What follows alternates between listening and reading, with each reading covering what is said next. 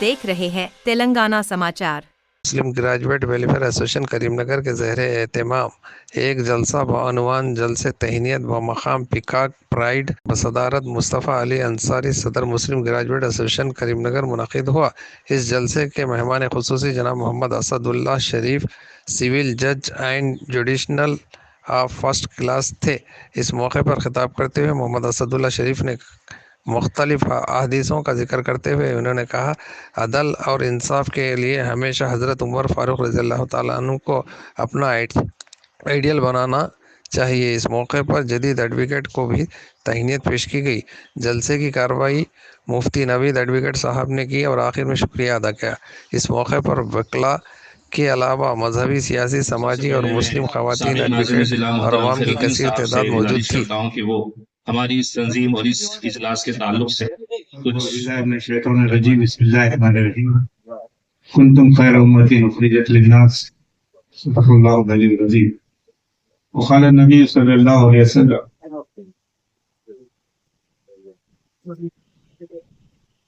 इन्नमल अमालु बिन्नियात सल्लल्लाहु अलैहि वसल्लम। मोहतरम चीफ गेस्ट जनाब मोहम्मद असदुल्ला शरीफ साहब और मुस्लिम ग्रेजुएट्स के प्रेसिडेंट मोहतरम जनाब मुस्तफ़ा अली अंसारी साहब और तमाम ही देश से मौजूदीन जो ठहरे बैठे हैं और जो हाजिर हैं, सबको मैं खुशामदीद करता हूँ कि अल्लाह ताला ने ऐसा मौका इनायत फरमाया कि मुस्लिम जो एडवोकेट्स हैं उनकी रहनीत की जाए, उनकी हिम्मत अफजाई की जाए। क्योंकि एक आयत मैंने एक साथ वो पढ़ा है, कुंतुम खैर उम्मतिन उखरिजत लिन्नास, यानी मुसलमानों को बर्पा ही इसीलिए किया गया है कि वो खैर उम्मत है और तमाम इंसानों के लिए। उखरिजत लिन्नास है, उखरिजत लिलमुस्लिमीन नहीं है, बल्कि तमाम इंसानों के खैर खा हैं। और फिर हुज़ूर अकरम सल्लल्लाहु अलैहि वसल्लम ने फरमाया कि तुम में से बेहतर वो है जो दूसरों की खैर खाई करता है। खैरुन्नास मन यनफ़उन्नास, यानी इंसानों में सबसे बेहतर वो है जो दूसरों की खैर खाई करता है। और फिर इस्लाम ये भी कहता है कि कुरान मजीद के अंदर ये बात है कि हक बात कहो, उसकी इज्जत में तुम्हारी जात या तुम्हारे माँ, तुम्हारे बाप, तुम्हारे रिश्तेदार क्यों आते हो, तुम हक बात कहो। क्योंकि हक बात जो कहता है वो दुनिया में उसका नुकसान भी हो, लेकिन आखिरत में उसका बड़ा फायदा होने वाला है। और अल्लाह ताला चाहे बगैर कोई नुकसान पहुंचा सकता है ना नफा पहुंचा सकता है। झूठ बात कर कर आप कुछ फायदा हासिल करना चाहते हैं, लेकिन हो नहीं सकता। उतना ही फायदा होता है जितना अल्लाह ताला देना चाहता है, और चाहे आपको कोई भी नुकसान पहुंचाना चाहे उतना ही नुकसान होता है जो अल्लाह ताला पहुंचाना चाहता है।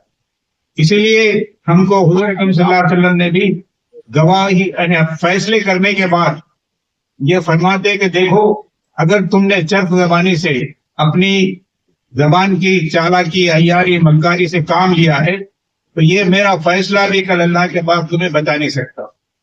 तो ये इस्लाम की तालीमात है। इस्लाम इंसाफ की तालीम देता है, और चाहे वो अपना हो या गैर हो, तो तभी जो है अमन और सुकून के लिए इंसाफ होना बहुत जरूरी है। जहाँ कहीं भी यानी अमन गारत होता है, फिसाद दंगा होता है, तो वो यही कि किसी के साथ नाइंसाफी होती है, तभी जो है गड़बड़े शुरू हो जाती हैं। क्योंकि बहुत सारे हमारे मेहमान हैं, तो ये जो मौका दिया गया है, मैं मुस्लिम ग्रेजुएट एसोसिएशन के सदर साहब और उनके तमाम जिम्मेदारों को मुबारकबाद देता हूँ और अल्लाह से दुआ करता हूँ कि अल्लाह ताला इस तंजीम को मज़ीद तरक्की अता फरमाए। मज़ीद ऐसे प्रोग्राम को अल्लाह ताला हम लोग तौफीक बख्शे। वाक़िअ दअवाना मोहतरम अब्दुल रशीद साहब से गुजारिश करता हूँ कि वो कुछ President of the function, today's wonderful function, honorable chief guest of the function, other dignitaries on the function, on the dais, and all other dignitaries of the dais. Assalamu alaikum wa rahmatullahi wa barakatuh. At the outset, I would like to congratulate Muslim Graduate Association for this being felicitated arranging the felicitation function for the young and energetic newly advocates. It is a good tradition they have started. their A&I objections are very nice. So I will appreciate their points and objections.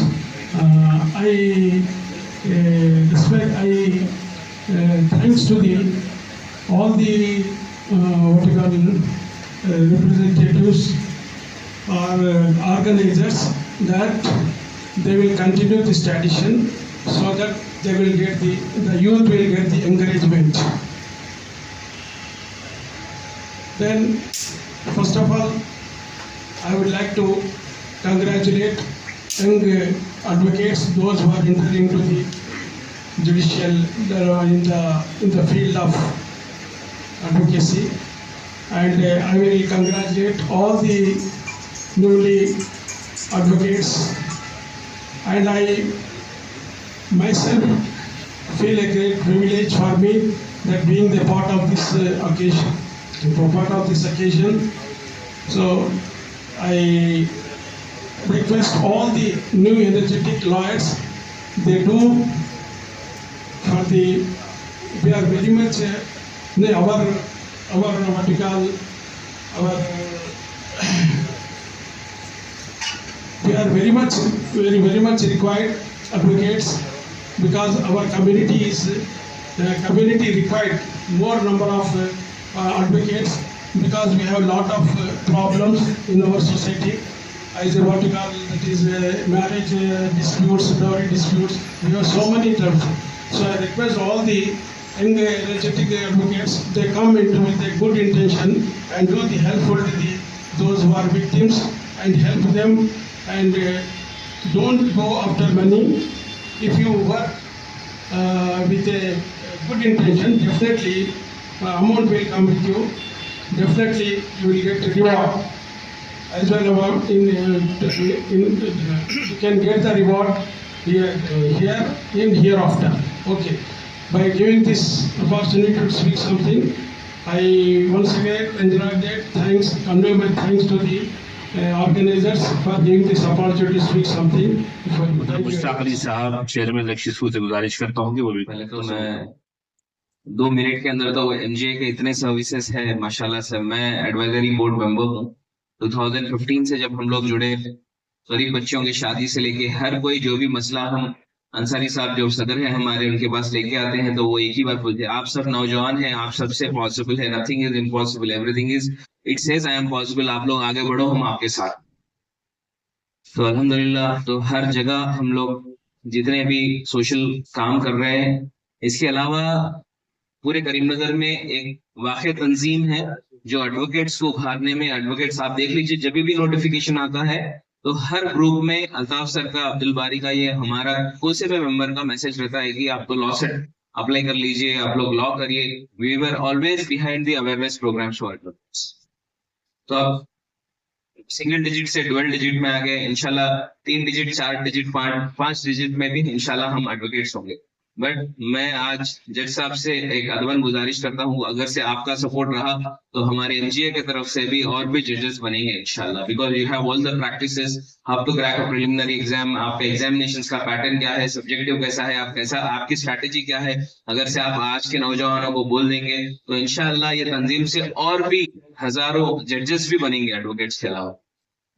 मैं बात खत्म करने से पहले एक मुद्दा आपके सामने रखता हूँ कि बहुत बड़ा ताउन रहा एमजीए का, मुस्लिम ग्रेजुएट एसोसिएशन का और अंसारी साहब का, कि मुझे एक नुमाइंदा बना के एमएलसी इलेक्शंस में आगे बढ़ाया।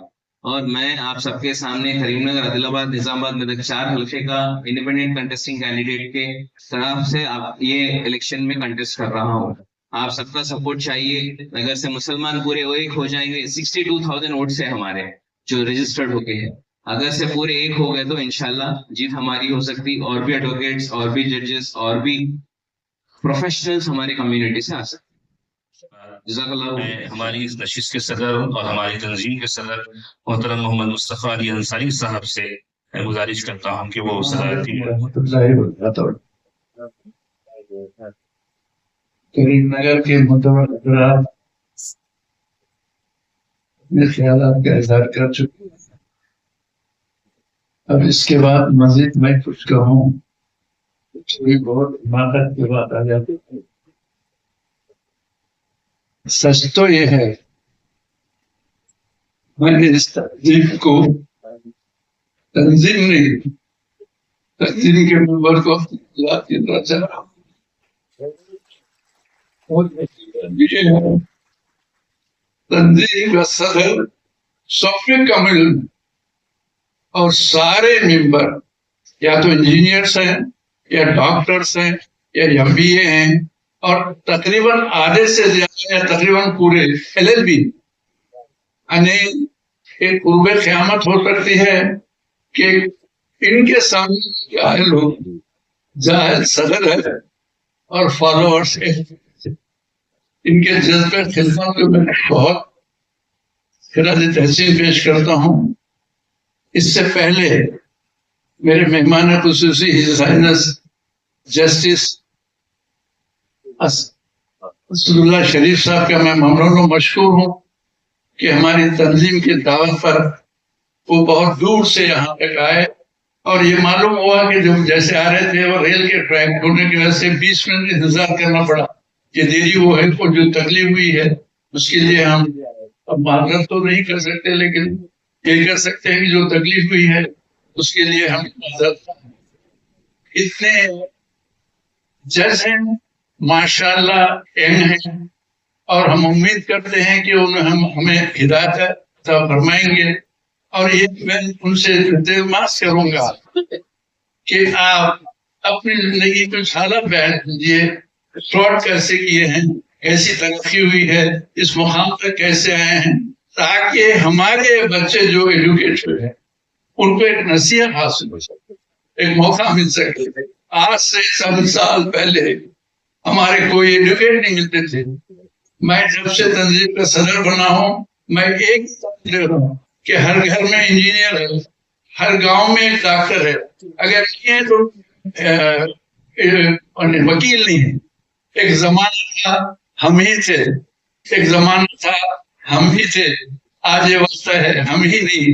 यही का मुर्दा आप समझ चुके होंगे। अरे आइए, जो है एलएलबी किए हैं उनकी हिम्मत अफजाई की। अरे ऐसा नहीं है कि ये जमात है, झूठ बोलना लाजमी है, ये गलत ख्याल है, इसे निकाल दीजिए। आज हमारे बीच में जज साहब मौजूद है। मैं कुछ और कहता था लेकिन वक्त इसकी इजाजत नहीं देता। जब एक अजीम हस्ती हो, छोटे को खामोश रह जाना चाहिए।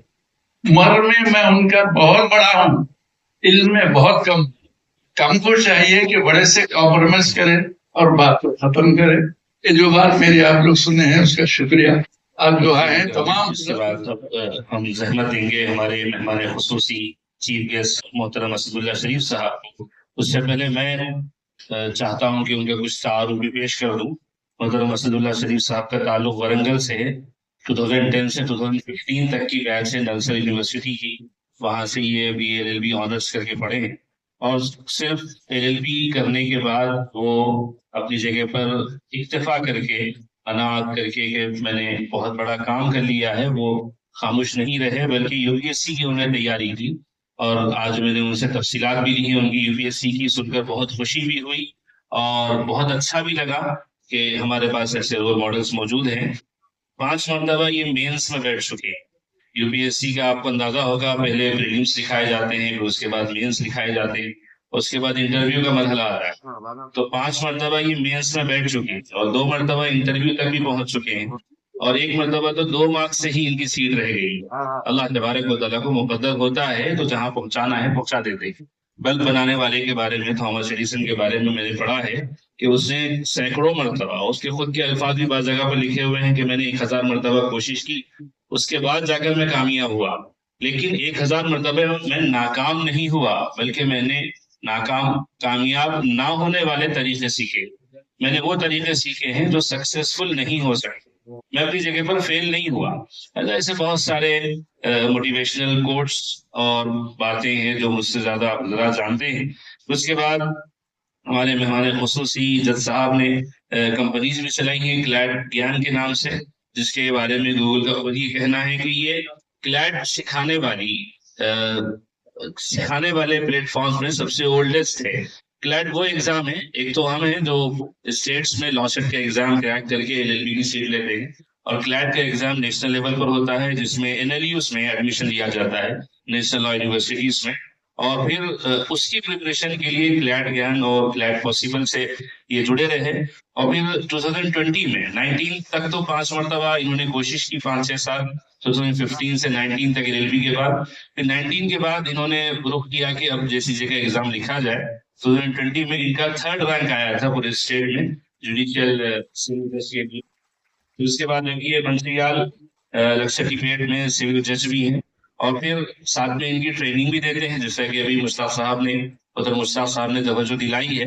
मोहतरम असदुल्ला शरीफ साहब ट्रेनिंग भी देते हैं जजेस बनने के लिए। और मेरी अपनी खुशनसीबी के लिए कि 2 साल पहले 2022 में जब ये ट्रेनिंग दे रहे थे ILB के अंदर, तो मैंने भी इनसे जज के लिए ट्रेनिंग हासिल की थी। JCJ का मैंने और मेरी अहलिया ने फॉर्म भी भरा था, हमारे हॉल टिकट्स भी आए थे।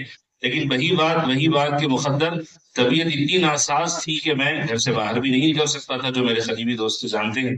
तो हम वो एग्जाम लिख नहीं सके थे। लेकिन ट्रेनिंग बहुत ज्यादा अच्छी थी और अंदाज सिखाने का, हालांकि ऑनलाइन सारी चीजें थी, लेकिन बहुत फायदा हमने उससे महसूस किया था। शाम के वक्त में पढ़ाई होती थी, और सिर्फ JCJ नहीं बल्कि पब्लिक प्रोसिक्यूटर के लिए भी ट्रेनिंग देते हैं, और डिस्ट्रिक्ट जजेस के लिए भी इनकी ट्रेनिंग चलती रहती है। एक बात हमारे पास ये है कि हमारे पास तालीमी इदारों की कमी नहीं है, हमारे पास पढ़े लिखे लोगों की कमी नहीं है, हमारे पास बिजनेसमैन लोगों की कमी नहीं है। हमारे पास कमी आज के दौर में रोल मॉडल्स की है, कि जिसको देखकर लोगों के दिल में ये आया कि मुझे इनके जैसा बनना है। एक स्कूल में जाना हुआ था, मैंने बच्चों से पूछा कि आपका रोल मॉडल कौन है। तो पहली बात तो ये थी कि बच्चों को रोल मॉडल का मतलब नहीं मालूम था। वो एक अलग गम की और दुख की कहानी है हमारी सोसाइटी की, जो मैं छेड़ना नहीं चाहता। तो बच्चों को मैंने बताया कि रोल मॉडल किसे कहते हैं और फैन किसे कहते हैं। तो बच्चों ने कहा कि हाँ, हमारे कोई फैन है। रोल मॉडल ने सही अपने अपने फैन के नाम बताइए। तो बच्चों ने बताया कि हम इनके फैन हैं, उनके फैन। तो बच्चों को मैंने फर्क बताया कि आप जब किसी के फैन बनते हैं तो आपका दिल ये मान लेता है कि मुझे उसको चाहना है, लेकिन मैं उसके जैसा बन नहीं सकता। बहुत सारे क्रिकेटर्स के लोग फैन होते हैं और ये तय कर चुके होते हैं कि मैं उसकी तरह बन नहीं सकता, बस उनको मैं चाहता रहता हूँ, कोई मैच नहीं छोड़ता। लोग अलग अलग किस्म के लोगों के फैन बन जाते। रोल मॉडल में ये होता है कि लोग किसी को रोल मॉडल बनाते हैं तो उसकी तरह बनने की फिक्र भी करते हैं। तो हमारे पास एक तो रोल मॉडल पर्सनैलिटीज की कमी है, रोल मॉडल बनाने की सोच की कमी है, और हम किसी को अपना रोल मॉडल बनाते भी नहीं है। इसलिए एक वक्त है कि हमारे पास हमारी सोसाइटी में रोल मॉडल्स होने चाहिए, जिनको देखकर हमारी जनरेशन फैसला करे कि हाँ, मुझे उनकी तरह बनना है। वो जिस रास्ते पर चले मैं उसी रास्ते पर चलूंगा, जज भी बनूंगा, और साथ में अलग अलग एप्लीकेशंस भी कायम करूंगा, और फिर UPSC के मेंस में बैठूंगा, इंटरव्यू भी क्रैक करूंगा। अगर मुझे मेरा सिलेक्शन ना हो तो हिम्मत नहीं हारूंगा, जैसी जगह एग्जाम लिखकर 3rd रैंक हासिल करूंगा और लोगों को फिर इस फील्ड की तरफ राग़िब करूंगा। मैं हमारे खुसूसी चीफ गेस्ट मोहतरम मोहम्मद असदुल्ला शरीफ साहब से गुजारिश करता हूं कि वो हमारे बहुत ज्यादा तारुफ किया गया है, इतने तारुफ का काबिल तो मैं हूं नहीं, लेकिन तो इज्जत तो जिल्लत तो सब अल्लाह की देन है। और अदल और इंसाफ की बात की जा रही है, तो मैं जज हूं लेकिन अभी तक इंसाफ सीखा नहीं। आदिल तो सिर्फ अल्लाह है और हम उसके गुलाम है। मुफ्ती साहब ने बड़ी खूब एक आयत की तिलावत भी की कि वैज़ा, आप थोड़ा याद दिला दे मुझे कि वैज़ा हकम तो बैन अन्नासी अन तहकुमु बिल अदल। If you want to decide between two people, do it with justice. अगर दोनों के बीच में फैसला करना हो तो अदल के साथ फैसला करो, जस्टिस के साथ फैसला करो। अपने हक में जब फैसला करते हैं तो जस्टिस के साथ नहीं करते। जब थोड़ी सी नरम-दिली होनी चाहिए, जब अब ये सब वाकया तो आपको पता ही होंगे कि हुजूर सल्लल्लाहु अलैहि वसल्लम, हुजूर अनवर सल्लल्लाहु अलैहि वसल्लम के सामने फातिमा बिन्ते अस्वद जो बनो मखजूम कबीले से ताल्लुक रखती थी, उन पे चोरी का इल्जाम लगा। तो फिर कबीले ने तय किया कि चोरी का इल्जाम लग गया, फैसला क्या होगा? और हुदूद के हिसाब से फैसला हो गया कि हाथ काटे जाए, क्योंकि चोरी का इल्जाम था, साबित भी हो गया। तो फिर क्या हुआ? फिर कबीले वालों ने एक मीटिंग बुलाई, कही कि हमारे कबीले की इज्जत चली जाएगी अगर हमारे कबीले की एक औरत को ये हो जाए, तो किसको भेजा जाए? तो उसामा बिन ज़ैद रज़ी अल्लाह ताला अन्हु बहुत शहीद थे हुजूर सल्लल्लाहु अलैहि वसल्लम के, उनको भेजा जाए कि आप जाए, सिफारिश करें, कोई रिकमेंडेशन करें, बात करें। तो वो गए। तो हुजूर सल्लल्लाहु अलैहि वसल्लम ने कहा कि आप ये चाहते हैं कि अल्लाह की जो हुदूद है, जो लिमिट्स अल्लाह ने तय किए हैं, वो मैं तोड़ूं? और उन्होंने कहा कि पिछले कौमें इसलिए बर्बाद हुई थी, the previous nations were destroyed, why? क्योंकि जो बड़े ओहदे पे होते थे, the people who are in the higher position, when they stole something, when they broke rules, जब वो कानून नहीं फॉलो करते थे तो उनको छोड़ दिया जाता था, और जो कमजोर लोग होते थे वो कानून नहीं फॉलो करते थे, उनको सजा दी जाती। सिर्फ इसी वजह से कौमें तबाह हुई है कि सबके साथ अदल नहीं होता। और उन्होंने ये कहा कि ये तो फातिमा बिन्ते असवद है, अगर फातिमा बिन्ते मोहम्मद भी होते तो मेरा फैसला ही होता। आप सोचिए कि ये अदल का मामला है, ये हमसे नहीं हो पाएगा, ये हम नहीं है उस लायक। अब ऐसे ऐसे चीजें, जैसे मैं क्योंकि तय करके नहीं आया यहाँ पर, मैं क्या बोलूं, मुझे लगा कि मेरे मुझसे पहले कई लोग बात करेंगे तो मैं उन्हीं से कुछ चीजें ले रहा हूँ कि मुफ्ती साहब ने उमर फारूक रज़ी अल्लाह ताला अन्हु का भी बताया। मैं उनका फैन, ठीक है, मतलब फैन की बात क्योंकि कर रहे थे, तो मेरे लिए वो सेलिब्रिटी है। बहुत सारे वाकयात आप सोचिए, अब जो नौजवान वकील यहाँ पर बने हैं वो भी देखिए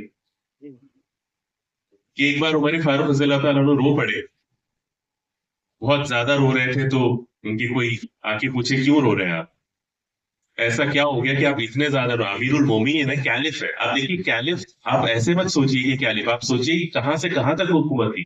मराकश से लेके तकरीबन अब जो सिंध है वहां तक हुकूमत थी।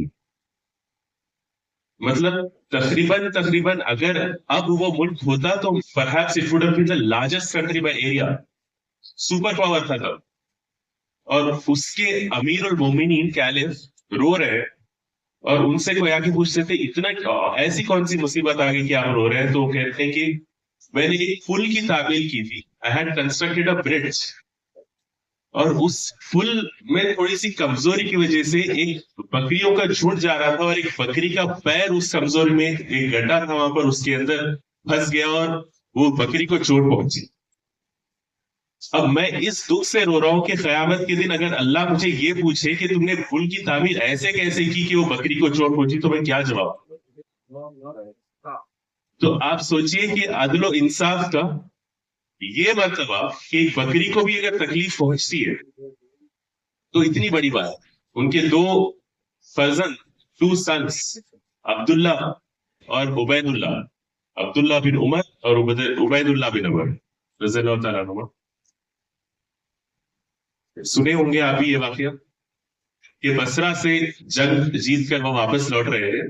Basra is a city in Iraq, अभी जो इराक है वहां पर एक सिटी है बसरा।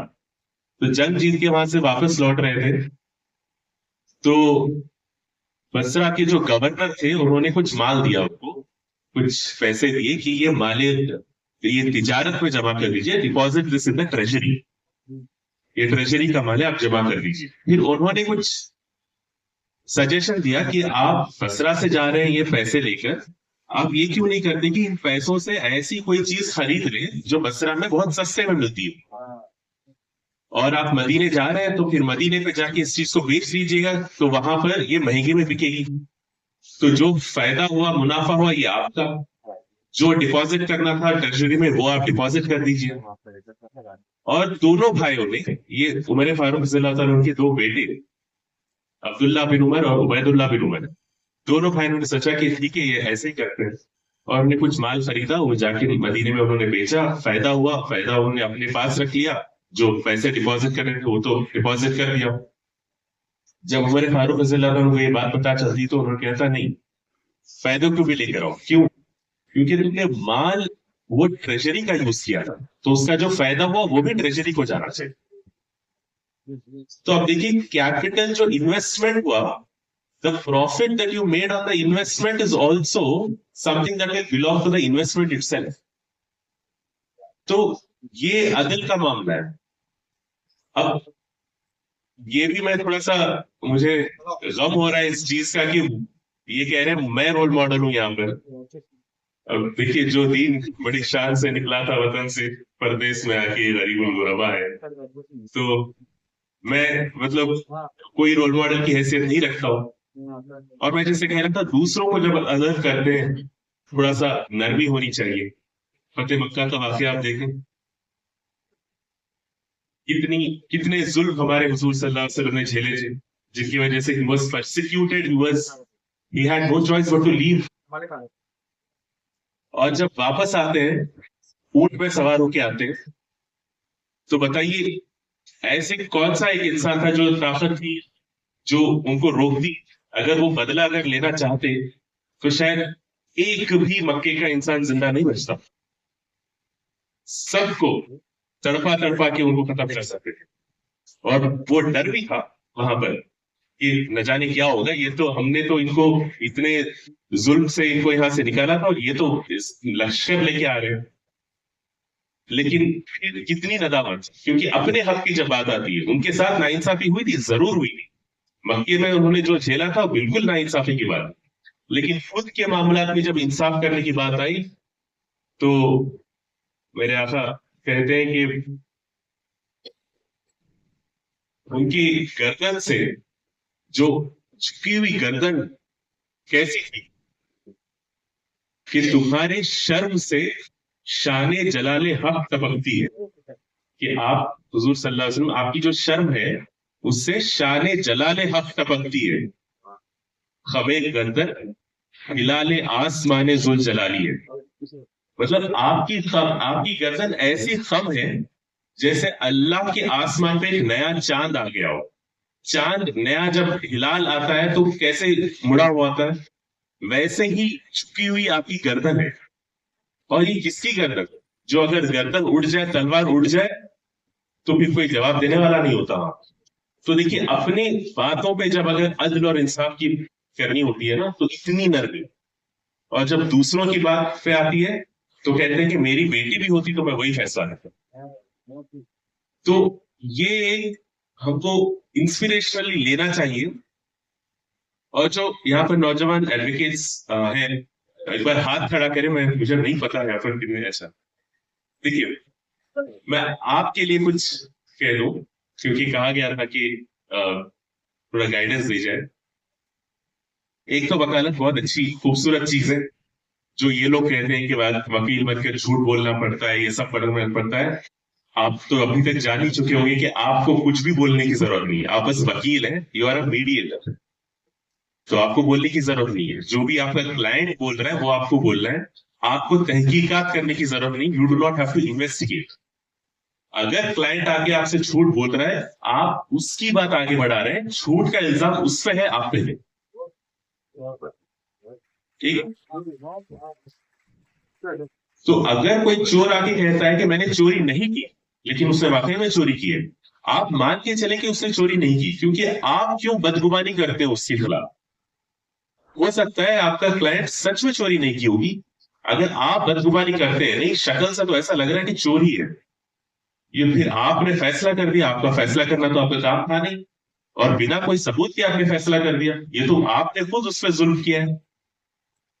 तो आप कभी भी डिसाइड मत कीजिए वकालत में, यू डोंट डिसाइड। आप क्या करेंगे, सिर्फ और सिर्फ जो आपका मौकिल, जो क्लाइंट आपसे कहता है, you have to put that forward to the court. फैसला करना कोर्ट का काम। तो कोई आपको झूठ बोलने की जरूरत नहीं है। हाँ, ये गलत होगा कि कोई कातिल आए, कोई मर्डर करके आए और कहे कि मैंने मर्डर कर दिया, मुझे बचा ले, और आप इनको वादा करें कि ठीक है मैं बचा लूंगा। नहीं, आप उनसे वादा करें कि मैं तुम्हारी बात आगे रखूं। अब वो आप बच जाओ या ना बचो, वो कोर्ट के हाथ में। तो ये जरूर याद रखिए। और बहुत सारे लोग कहते हैं कि वकील अगर बन रहे हैं तो न जाने पता नहीं कहाँ से अब मुफ्ती साहब यहाँ पर हैं। अब आजकल तो हर घर में बिना कोई डिग्री के भी मुफ्ती बन गए, फतवे देने लग जाते हैं कि हराम की कमाई है वकील की, न जाने रोजबिल्ला। तो अल्लाह इन सब चीजों से हमको हिफाजत अता फरमाए। और आप जो वकालत कर रहे हैं, एक दो चीजें याद रख लीजिएगा कि जो डिलेस हो रहे हैं कोर्ट में, कि ऐसा लगता है ना कि एक बार कोर्ट में जाए तो 5 साल का डिले है, 6 साल का डिले है। इसमें सबकी कुछ ना कुछ गलती है, पुलिस से लेकर जज तक सबकी कुछ ना कुछ गलती होती है जिसकी वजह से डिले होता है। आप जब भी कोई भी क्लाइंट आए, आप फीस लें, जरूर लें, क्योंकि आप भी मेहनत कर रहे हैं तो आप फीस लेके ही काम करें, कोई फ्री में काम करने की जरूरत नहीं है। और आप ये ना सोचिए कि मैं कौम की मदद करूंगा। देखिए, कौम की मदद बहुत बड़े लोग करते हैं, हम मामूली लोग हैं, हम कौम की खिदमत करने की हैसियत नहीं रखते। हम फिलहाल खुद की खिदमत कर रहे हैं बस। शायद हम उस दर्जे में पहुंच जाए कौम की खिदमत करने की, तो शायद कर पाए, अल्लाह हमको उतनी उरूज तक पहुंचाए।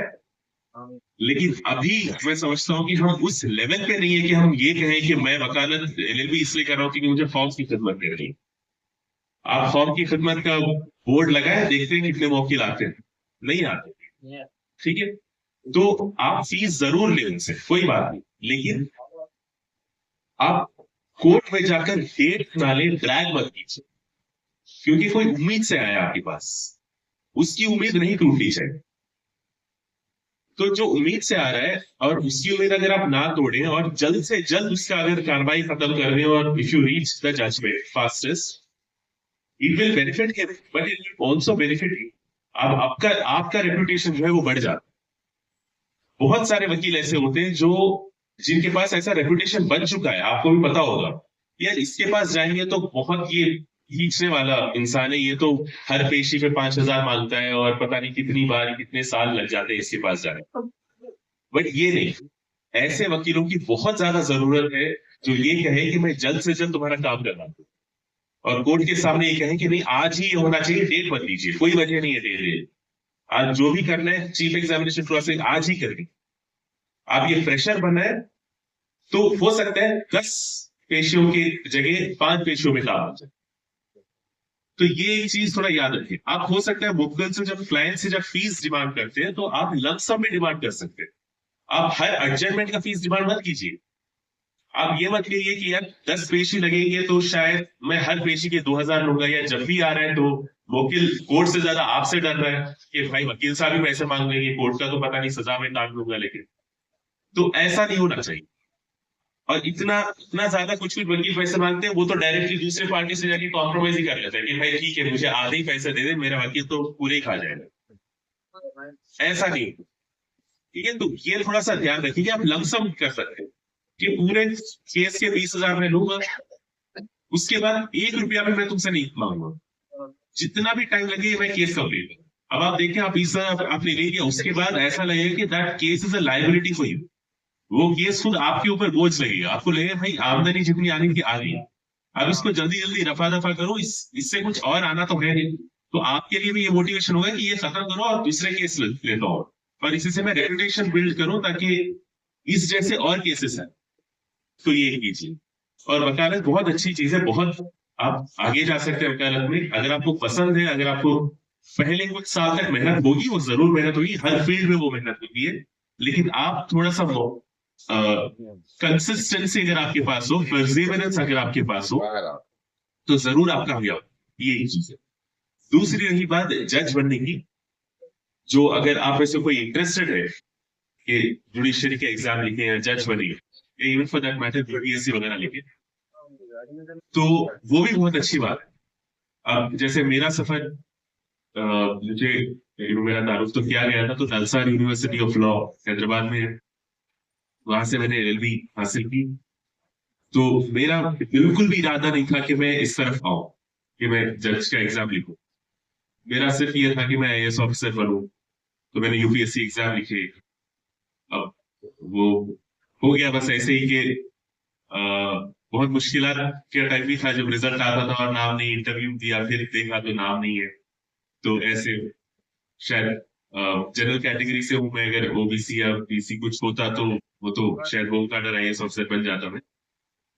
लेकिन खैर वो हो सकता है अल्लाह की मसलियत हो उसके अंदर की, पता नहीं क्यों वो हुआ नहीं। पर उसके बाद फिर मैंने प्राइवेट सेक्टर में ज्वाइन किया, और मेरी कॉलेज का थोड़ा नाम है सारा आपने सुना होगा, जिसकी वजह से सिर्फ कॉलेज के नाम से भी प्राइवेट सेक्टर में अच्छे नौकरियां मिल जाते हैं। तो वो भी मैंने ज्वाइन किया। फिर इतना कोविड आ गया, फिर उसके बाद मैंने सोचा कि ना मुझे प्राइवेट सेक्टर में इतना मजा लग रहा है, ना जो मैं चाहता था वो हुआ।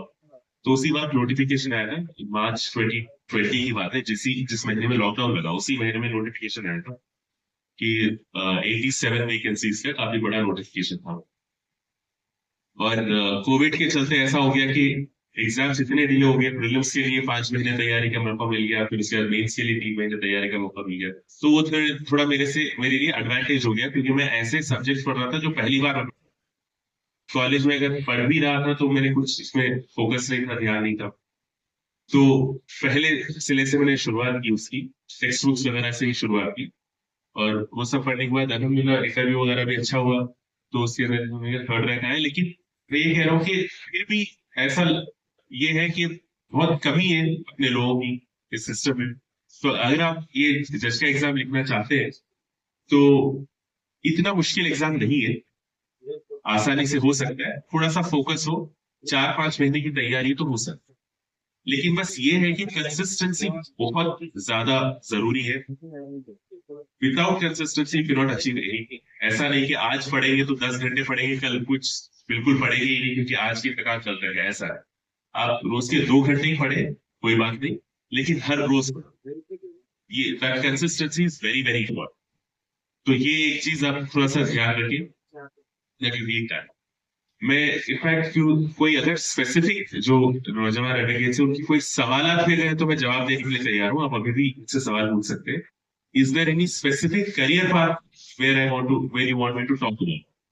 वकालत की बात मैंने की, जजशिप की बात मैंने की, और किसी की अगर आप चाहते हैं कि मैं स्पेसिफिकली बात करूं तो आप मुझसे पूछ सकते हैं, कोई सवाल आता है।